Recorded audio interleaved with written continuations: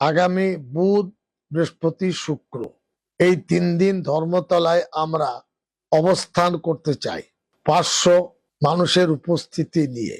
এই জরুরি বিষয় প্রসঙ্গে অফিসের দুজন ব্যক্তি মুফতি বাহাউদ্দিন সাহেব, মাওলানা আব্দুল হান্নান সাহেব, তারা লালবাজারে গিয়ে অফিসারদের সঙ্গে কথা বলে দরখাস্ত জমা দিয়ে এসেছেন এবং টার্ম এবং কন্ডিশন, যাকে শর্তাবলী বলে, সেটাও তারা গ্রহণ করেছেন। লালবাজারের পুলিশ হেডকোয়ার্টারের যারা এই বিষয়ে দায়িত্বশীল তারা বলেছেন আপনারা শান্তিপূর্ণ কর্মসূচি করতে পারবেন।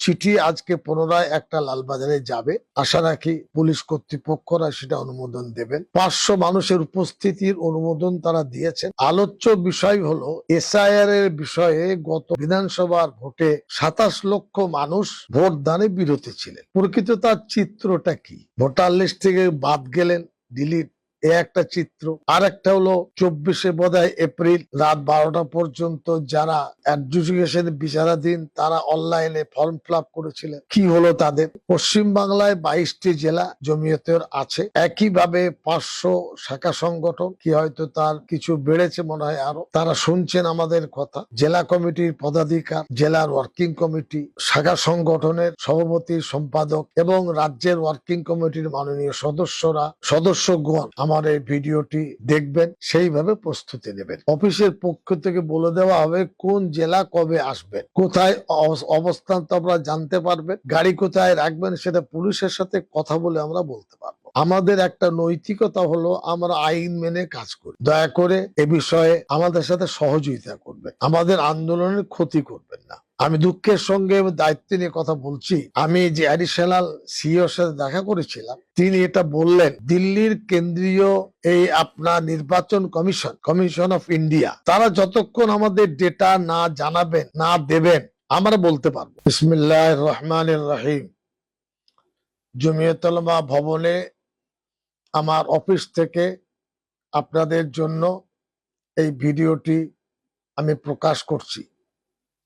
বিশেষ বিষয় হলো গতকাল অনুষ্ঠিত রাজ্যের ওয়ার্কিং কমিটি স্থির করেছিল, সিদ্ধান্ত নিয়েছিল যে 26, 27, 28 আগস্ট আগামী বুধ, বৃহস্পতি, শুক্র এই 3 দিন ধর্মতলায় আমরা অবস্থান করতে চাই 500 মানুষের উপস্থিতি নিয়ে।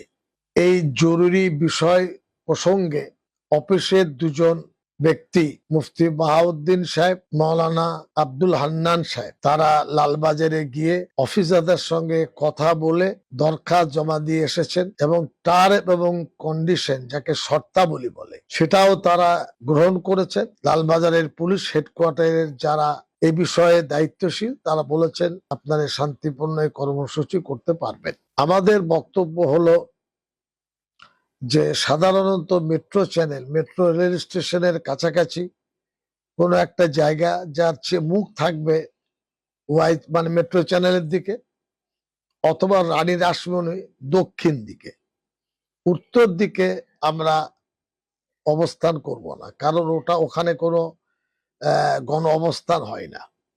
চিঠি আজকে পুনরায় একটা লালবাজারে যাবে, আশা রাখি পুলিশ কর্তৃপক্ষরা সেটা অনুমোদন দেবেন। 500 মানুষের উপস্থিতির অনুমোদন তারা দিয়েছেন। পশ্চিম বাংলায় 22টি জেলা জমিয়তের আছে, একইভাবে 500 শাখা সংগঠন, কি হয়তো তার কিছু বেড়েছে মনে হয় আরো, তারা শুনছেন আমাদের কথা। জেলা কমিটির পদাধিকার, জেলার ওয়ার্কিং কমিটি, শাখা সংগঠনের সভাপতি, সম্পাদক এবং রাজ্যের ওয়ার্কিং কমিটির মাননীয় সদস্যগণ আমার এই ভিডিওটি দেখবেন, সেইভাবে প্রস্তুতি নেবেন। অফিসের পক্ষ থেকে বলে দেওয়া হবে কোন জেলা কবে আসবেন, কোথায় অবস্থান তো আপনারা জানতে পারবেন, গাড়ি কোথায় রাখবেন সেটা পুলিশের সাথে কথা বলে আমরা বলতে পারবো। আমাদের একটা নৈতিকতা হলো আমরা আইন মেনে কাজ করি। দয়া করে এ বিষয়ে আমাদের সাথে সহযোগিতা করবেন, আমাদের আন্দোলনের ক্ষতি করবেন না।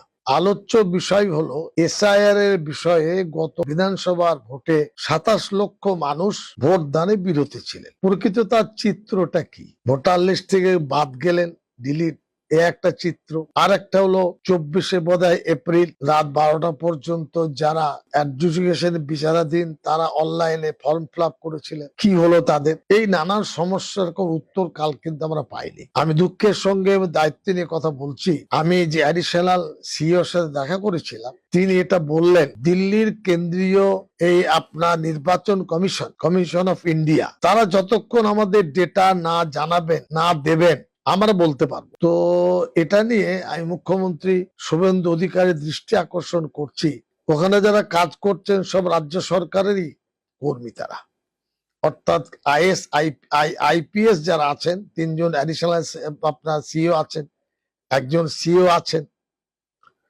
তাদেরকে দায়িত্ব নেই ডেটা কালেকশন করা, তারা কি উত্তর দেবেন না? এই মানুষগুলি তারা যাবেন কোথায়? তাদের ভবিষ্যৎ কি? আমরা ধর্মের কথা বলিনি, বর্ণের কথা বলিনি, লিঙ্গের কথা বলিনি।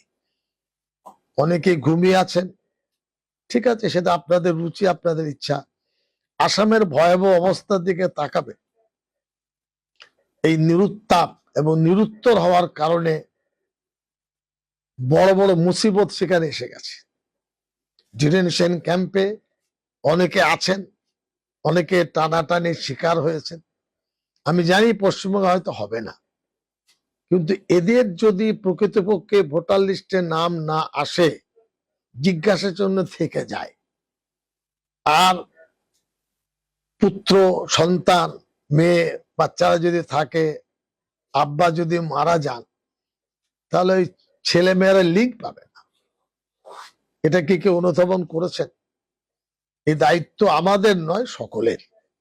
আমরা চেষ্টা করছি। কালকে এক রিপোর্টার বললেন, সাহেব কে কে আসবেন? আমাদের বক্তব্য, আমরা মসজিদে নামাজ পড়ি, জামাতে পড়ার চেষ্টা করি। আজান হয়ে গেছে ধরুন জোহরের, মাইকে যতটুকু আওয়াজ যাবে যাবে।